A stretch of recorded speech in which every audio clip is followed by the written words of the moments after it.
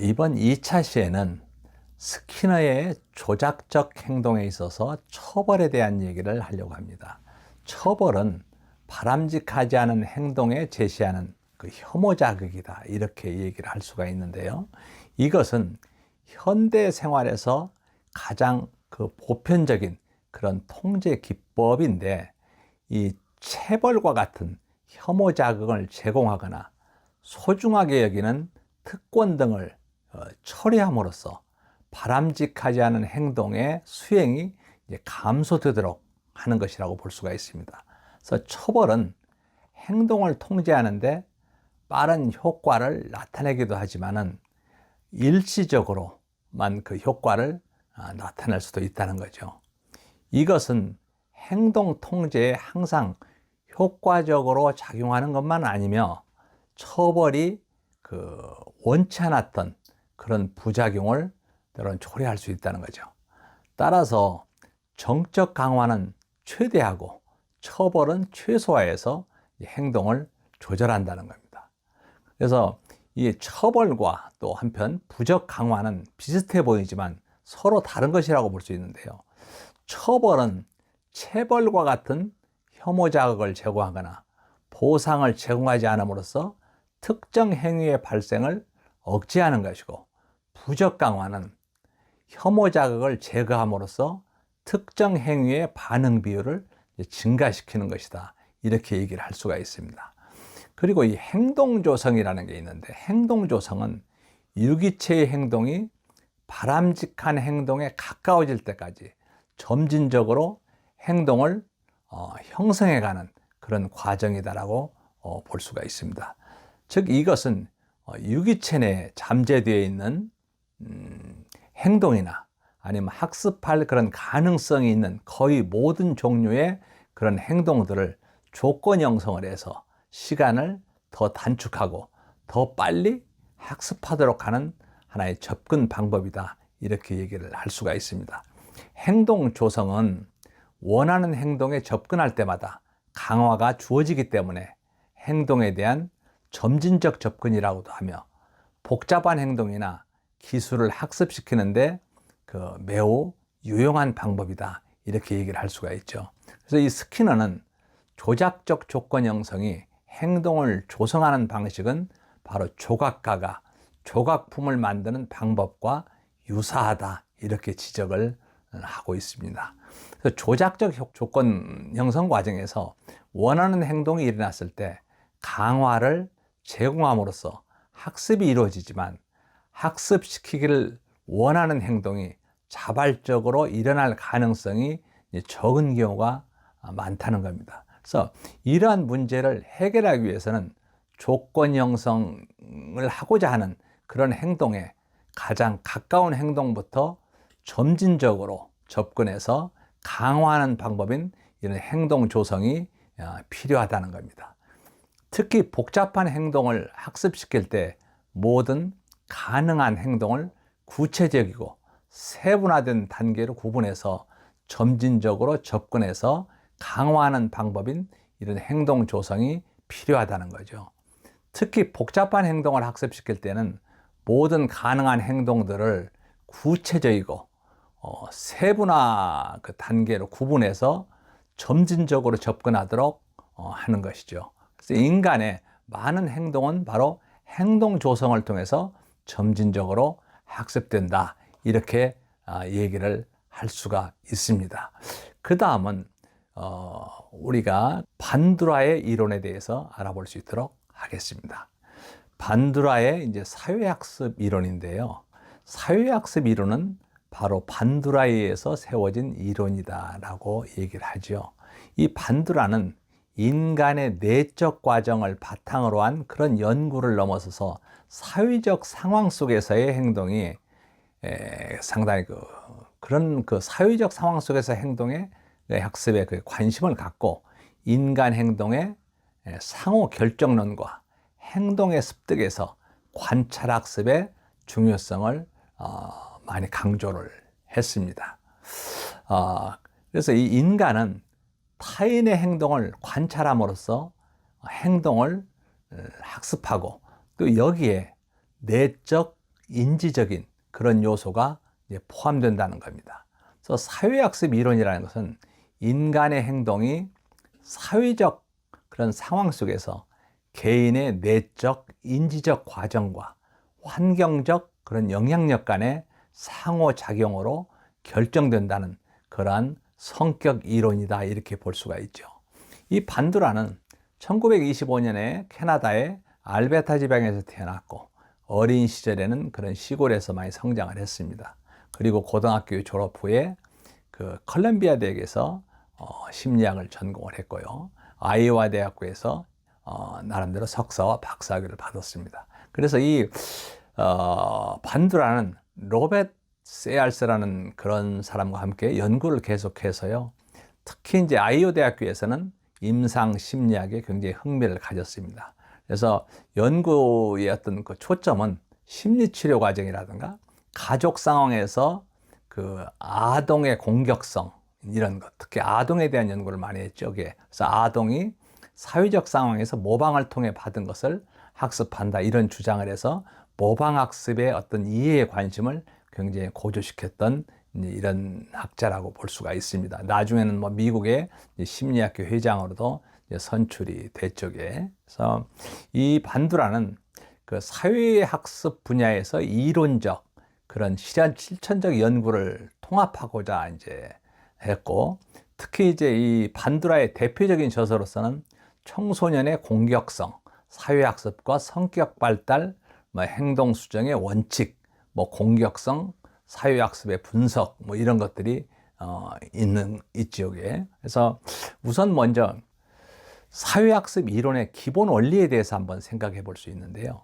우선 그 반두라는 바로 인간의 행동이 의식 이하에서 작용하는 그런 동기라든가 충동, 욕구 등과 같은 그런 내적 과정으로부터 일어난다고 보는 것이 하나의 이 자체를 그 개념적, 실험적 근거로 볼 때 여기에는 반드시 한계가 있다, 이렇게 본 거죠.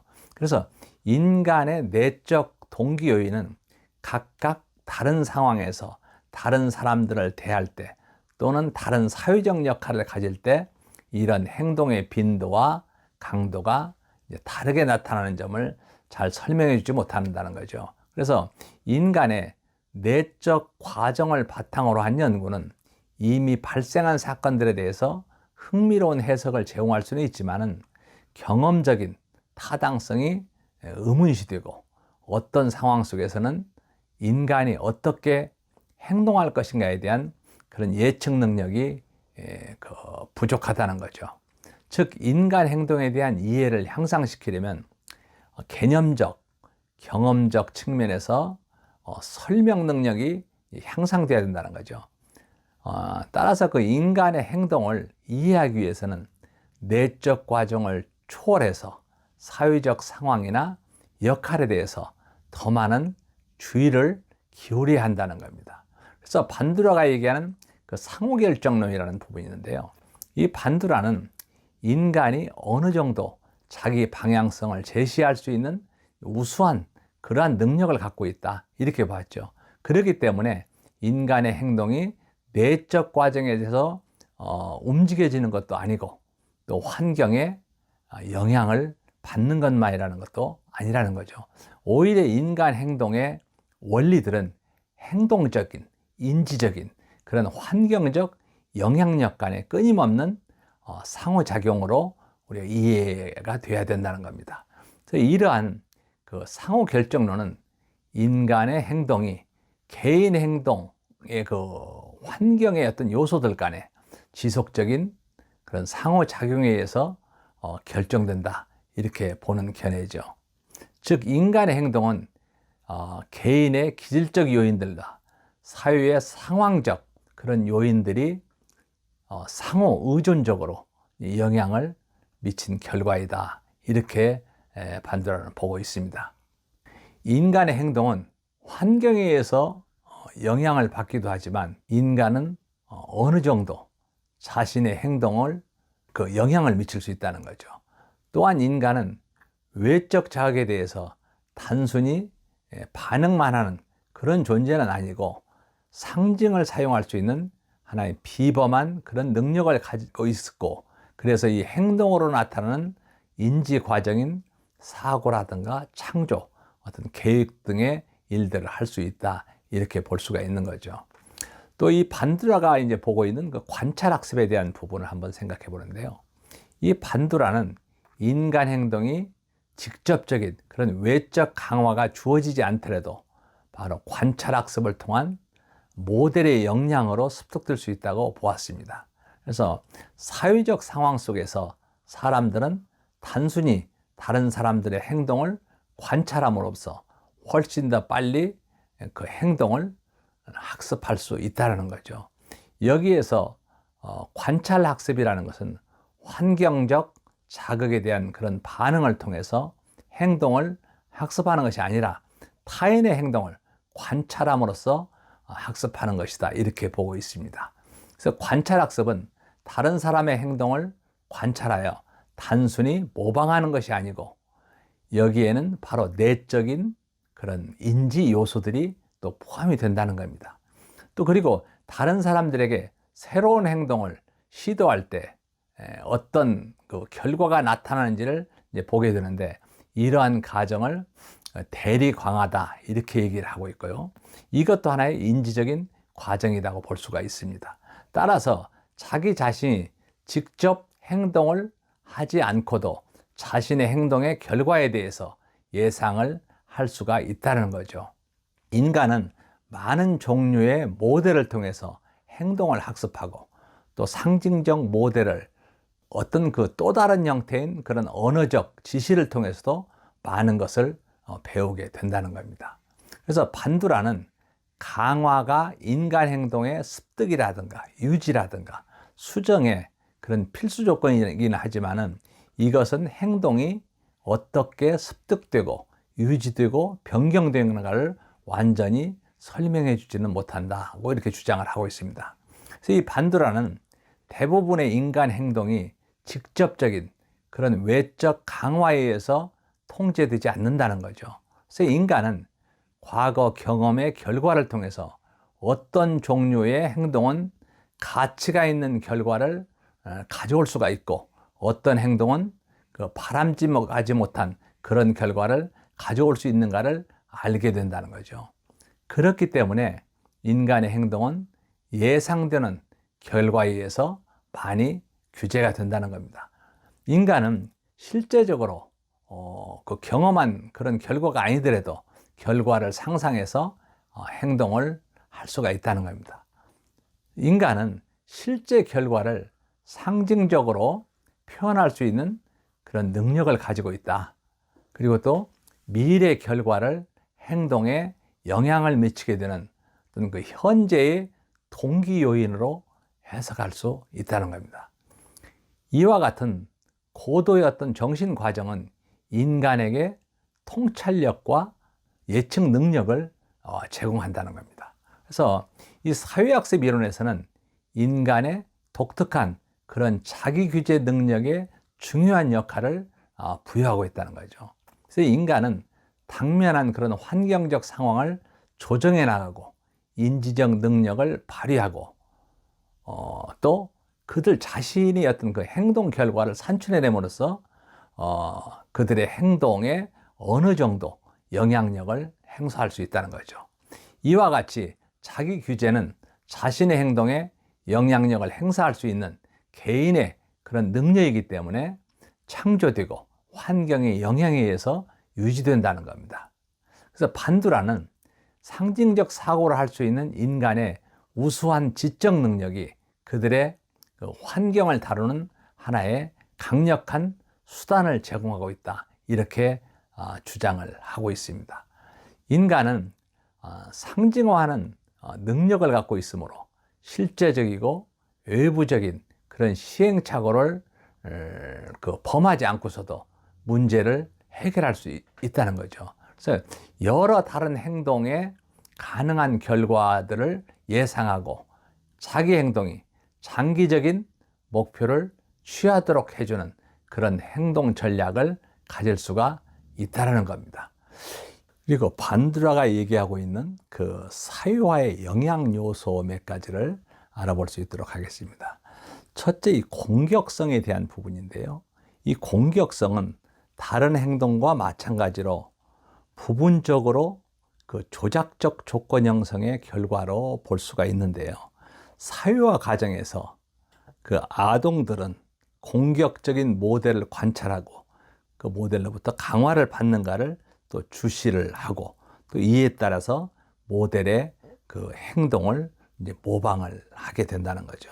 그래서 다른 사람들이 이 공격적인 그런 행동을 했을 때 어떤 일이 일어나는지 생각해 보거나 실제 관찰하는 것이 바로 그러한 행동을 스스로 결정하는 만큼 효과를 발휘할 수 있기 때문이다. 이렇게 얘기를 하고 있습니다. 이와 같이 아동의 공격성은 대리 강화를 통한 그런 관찰학습을 통해서 이루어질 수 있다는 겁니다. 아동들은 특히 대중매체에서 접하는 폭력이라든가 법적 장면에서 나오는 그런 공격적인 그런 행동들을 학습하게 되고 이러한 행동들을 할 수 있는 환경이 조성될 때까지는 나름대로 역제하고 있다는 거죠. 그래서 아동들은 이런 공격적인 모델을 관찰하고 획득한 그런 반응을 똑같이 수행하기도 하지만은 이러한 행동은 그와 유사한 다른 행동을 수행하는 데에도 영향을 미치게 된다는 겁니다. 마찬가지로 공격적인 그러한 모델이 이전에 학습한 공격성을 억제하는 데도 효과가 있다는 거죠. 만일 아동이 공격적인 행동을 하는 사람이 벌을 받게 되는 것을 관찰했다면 아동은 자신의 충동을 억누르고 그러한 행동을 하지 않게 될 것이라는 거죠. 또 두 번째, 성 역할에 대해서 한번 알아보는데요. 성 역할의 많은 부분들은 사회와 가정에서 학습될 수 있는데요. 사회와 가정에서 아동들은 자신의 성에 적합한 방식으로 행동하는 것을 배우게 됩니다. 사회는 소년에게는 남성적인 그런 특성을, 소녀에게는 말 그대로 여성적인 특성을 발달시키도록 격려한다는 거죠. 성특질이 부분적으로 유전적인 요소와 관련되어 있기는 하지만 더 많은 것들은 사회와 과정에서 모방을 통한 그런 학습에서 얻어진다는 겁니다.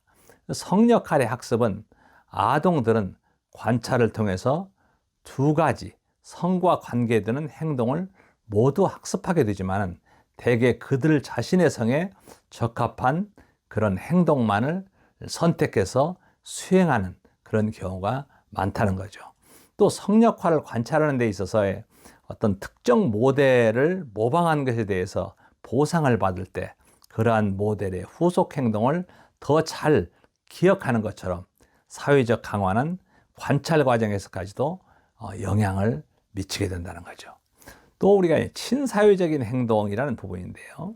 이런 친사회적 행동은 이타성이라든가 협동심이라든가 원조 활동이라든가 이런 여러 가지 감정이입 등을 비롯한 어떤 긍정적이고 온정적인 그런 사회적 행위를 친사회적 행동이라 이렇게 얘기할 수 있는데요. 이런 친사회적 행동은 그러한 행동을 하는 적절한 모델에 대한 관찰을 통해서 쉽게 영향을 받게 된다는 거죠. 특히 대중매체에서 접할 수 있는 그런 다양한 그 친사회적 행동의 모델은 사람들에게 그러한 행동을 할 수 있는 동기를 부여하고 또 행동을 습득할 수 있는 많은 기회를 제공한다는 거죠. 그래서 친사회적 행동을 하는 그런 모델들이 특히 아동들에게 협동심을 기르기나 어려운 사람들을 돕는다든가 다른 사람들을 위해서 기부하거나 다른 사람들의 감정에 그런 관심을 갖는 행동에 영향을 주고 있다는 겁니다. 한편 부모의 행동은 그 자녀가 그 친사회적 행동을 학습하는데 훌륭한 모델이 될 수 있고 특히 자녀들이 이타성을 학습하는데 크게 영향을 미칠 수가 있다는 겁니다. 이렇게 해서 우리가 판두라에 대해서 여러 가지 어떤 공격성이라든가 성역할이라든가 친사회적 행동에 대해서 알아봤습니다. 이상으로 2차시 강의를 마칠 수 있도록 하겠습니다.